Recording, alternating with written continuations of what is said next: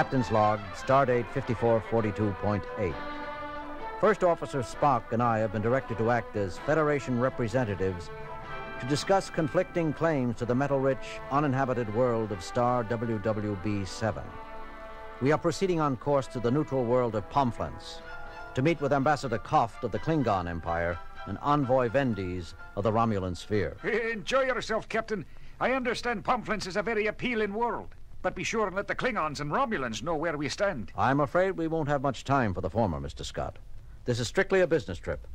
Besides, the Romulans agreed to this meeting provided all participants remain within the confines of the Pomflensian off-planet mission. Which means no sightseeing and no waste of time.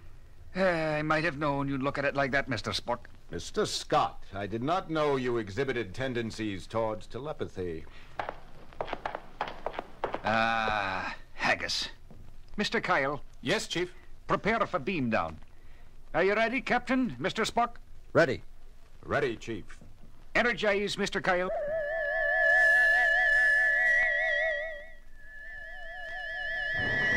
Hello. Warmth and greetings.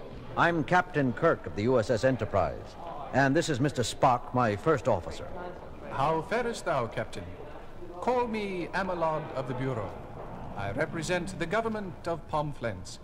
Ambassador Koft and Envoy Vendies await you in the conference bubble. I have been directed to escort you there. You are several minutes late. The Klingon Imperial Representative Koft has displayed much temper. Sounds like Koft, all right. The other Federation representative is already here, too. Other representative? Amelod. We know nothing of another Federation representative to this convocation. Dearest me, his credentials appeared quite in order. What's his name? Spratt, I believe. Jack Spratt. Odd name. All Terra names are odd. What is oddest is that we were not told that Starfleet was sending a third observer to the conference. Peculiar indeed, Mr. Spock. We're here. Gentle sirs? And I tell you, Vendies, this is merely another of the slimy, unmentionable subterfuges that the Federation employs to... Captain Kirk, Mr. Spock. So delightful to see you again. The feelings are mutual, Koft. Yes. Well, allow me to introduce First Officer Cattell of the Imperial Battle Cruiser Avenger. Mr. Spock? Officer Cattell. Morning, Vendies. I almost didn't recognize you. I am not offended, Captain Kirk. It is our claim to the world known presently only as WWB-7 that I wish you and your government to recognize. My assistant, Subaltern Wuonks. Yes. Now that we all know each other. As I was saying, just before you joined us, Captain Kirk, the Empire appreciates the speed with which you have acted to rectify this deplorable, unnecessary little spat. Hopefully, everything can be resolved to everyone's satisfaction with as much speed as possible. Well put, colleague. To that end, I presume to open formal negotiations with a traditional toast. An exceptional local vintage, I am told. I took the liberty of determining in advance that it would be both tasteful and palatable to all of us. To the successful apportionment of rights. To a rapid resolution. To truth. Spock, you enjoyed it. I didn't think you cared for alcoholic beverages. Protocol, Captain, required. Now, to business, gentlemen. I'm sure that you Vendies and you, Kirk, immediately see that... A moment, Mr. Ambassador. Really, Spock, considering Koft's temper, do you think it wise to interrupt him already? I call your attention to the back of the room, Captain. What are you two muttering about? The back. Oh, I see, Spock. You there. Come out where we can see you. Oh, me? You're the only other person in this chamber. Are you supposed to be a representative from Starfleet? My name's Spratt. Actually, I'm more of a neutral observer. Kirk, what's the meaning of this? That's what I'm trying to find out, Mr. Envoy. Neutral observer, For whom? Captain, never mind. The Pomflensians apparently accepted him. Let's get on with this. That face. What are you mumbling, Spock? Captain, nothing. Oh, all right. Look, Mr. Spratt, I don't know who you are or what you're doing here. But if you took advantage of the Pomflensians... A notoriously backward people. Polite? That's what I said, wasn't it? That face. Captain, I know I've seen that face somewhere before. Let him stay. He can do no harm. I, too, wish to proceed to a speedy conclusion of the conference. That's right. Go right ahead, gentlemen. I'm just here to observe. Well, if you and Koft are both willing. As I was saying, gentlemen, That face. it is well known that the Imperial Klingon claim to WWB-7 is totally without foundation, based wholly on rumor, and a highly unlikely landing by a drunken scout pilot. It has no real legitimacy whatsoever. Captain, request permission to return to ship. I require a full medical checkup. My hearing appears to be going. No, Spock. I heard it too. Mr. Ambassador, did you just say what I think you just said? I merely said we have no solid claim to the world in question. We don't. I mean, excuse me, gentlemen, I don't feel very well. Vendiz, perhaps you'd better go ahead. If you wish. It doesn't matter anyway, since Romula has absolutely no proof that the wandering prospector who put in our claim to WWB-7 actually made planetfall. In fact, he probably made the whole story up on orders from... Great Mother of the Egg, what am I saying? There's something very peculiar happening here, Captain. It may be to our advantage, however. This might be a good time to state the Federation's position. Since there seems to be some confusion on the part of both the Empire and the Romulan hegemony, let me say that the Federation's claim is valid under subsection 6 of the Treaty of Malb. Of course, everyone knows that the treaty is of dubious legitimacy and... Most peculiar.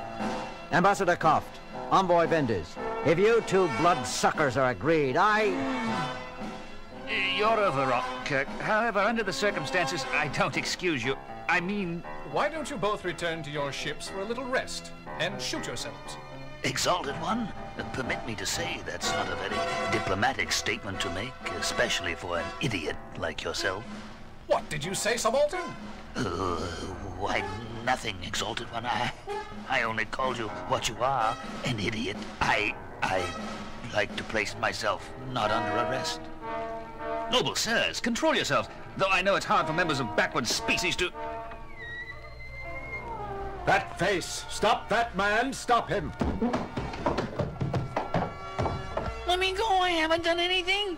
Mr. Spock, have you gone mad? Mad indeed, Captain. Have we all? I don't know what you two are up to, but statements have been made in this room which could be regarded as an act of war. That's because you're so full of hot air that... Captain, before further damage is done to the conference, I suggest everyone keep quiet. Everyone except this person. I didn't recognize him until he tried to slip out. Why don't you relax, Mr. Quince, and tell us how you've managed to sabotage this gathering? Sabotage? I have no idea what you're talking about, Mr. Spock. Be assured I will report this to... What did you call me? My name is Spratt. Quince. Coriolanus Quince. I've heard that name before. Somewhere. What does this mean, Captain Kirk? Who is this person? Coriolanus Quince. Mr. Spock, the same Coriolanus Quince who promised to double the grain output of Demosthenes IV and ended up turning the entire crop into gas-producing weeds that made everyone who got near them giggle uncontrollably? The same Coriolanus Quince who planned to quadruple the water supply of the desert world of Quatar and ended up changing the entire existing supply into Jell-O? The same Coriolanus Quince who... The same, Captain, the same. Captain Kirk, would you please explain what's going on here? I know how lazy and incompetent you are, but that is... It's all right, Vendiz. None of us may be responsible for what he's saying. This imposter here is responsible for nearly destroying at least 3 Federation colonies in the past 10 years, not to mention numerous other unmentionable acts of destruction. I have simply tried to exercise my talents, to make the galaxy safe for the quiet, the peace-loving, the meat. Especially for Coriolanus Quince. Kirk, please. Mr. Quince is a well-known, notoriously known, one might say, inventor of undeniable genius and distorted motives. Or rather, undeniable motives and distorted genius. His intentions are good, his results usually devastating. Oh, well, a little bug here, a little bug there. I've had some bad luck, I'm afraid. Bad luck? Do you call turning the entire water supply of a world into pig gelatin bad luck? There was a polymerization factor involved that could not be foreseen. You have a brilliant mind, Quince. Your trouble is that between imagination and execution, something gets lost. But not this time, Mr. Spock. The drug has proven itself completely successful. Witness the course your conversations have taken. Drug? What drug? Kirk, if this person has poisoned us... What did you do, Quince? I spiked that ceremonial bottle of wine you all found so tasteful, gentlemen, with my clear potion. Clear potion? Anyone who ingests it is forced from then on to tell nothing but the absolute truth. By the Imperial Charter, what a fiendish idea! Kirk, do you realize that if the secret of this drug is made widely known, modern diplomacy as we know it will be rendered impossible? Indeed, governments will collapse. While I don't think the effect on the Empire and the hegemony would be all bad, I agree there are dangers. Obviously, this conference can't possibly proceed to a satisfactory conclusion. I move we adjourn to a future date. I now call a new conference together. Subject, the time and method of execution of a human known as Coriolanus Quince for crimes against civilization. Give him to Romula. There can only be one just end for the perpetrator of such a horrible plot. I disagree. As first to suffer damage, the Empire claims the right. Besides, we can make his passing last longer. Really, gentlemen, I didn't think... What harm can a little truth do? What harm can a little truth do? You were right, Kirk. This person is criminally naive. A little truth, it could bring down all business, all government, destroy the civilized galaxy. Those aren't the things that worry me, Quince. It's the little things. So many personal relationships require, not really lies, but tiny evasions, little subterfuges. You understand? Yes, I understand. Which would you rather have, Quince? Peace and little lies, or truth and constant war? You've got it all backwards, all of you. It's not like that at all. No?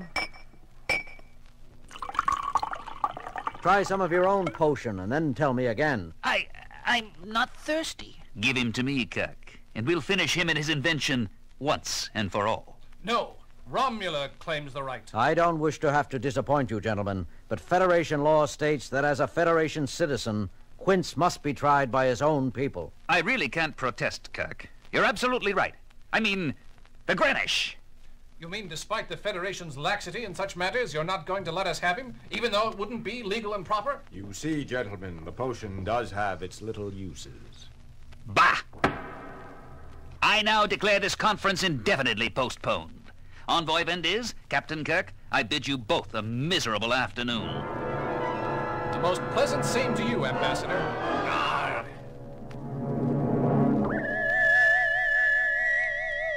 We didn't expect you back so soon, Cap. Who's that with you? His name is Quince, Mr. Scott. And if he tells you he can triple our speed, don't let him anywhere near the engines. Captain, I beg of you, let me spread truth throughout the galaxy. Sorry, Quince. Not at the expense of hundreds of millions of misunderstanding lives. It's a beautiful dream, but sometimes dreams and reality don't coincide. Mr. Sulu, I'll resume command now.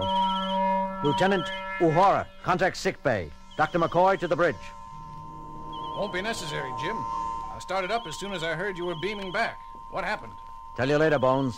What do you know about advanced truth serums? A little. Why? Dr. McCoy does not have the experience necessary to discover an anti-serum anyway, Captain. Never mind, Bones. It seems we won't be needing you after all. Nothing personal, Doctor. I know you could do it, but I was able to say otherwise.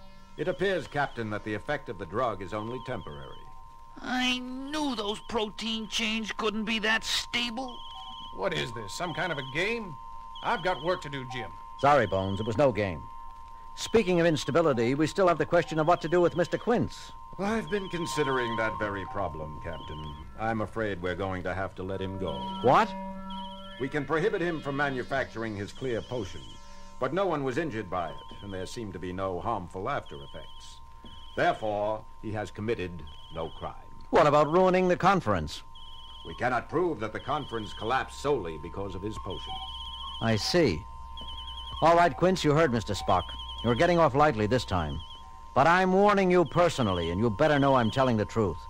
that if you show your face anywhere in my patrol sector, I'll serve you up to Croft and Vendiz. Mr. Sulu, escort our guest to the brig. We'll release him at our next planetfall. Come along, Mr. Quince. You'll hear from me again, Captain. I'll be back. The galaxy hasn't heard the last of Coriolanus Quince. I'm going to save it in spite of itself. I'm going to... What do you think, Mr. Spock? Have we seen the last of that pest? No, Captain. I'm very much afraid that he was telling the truth.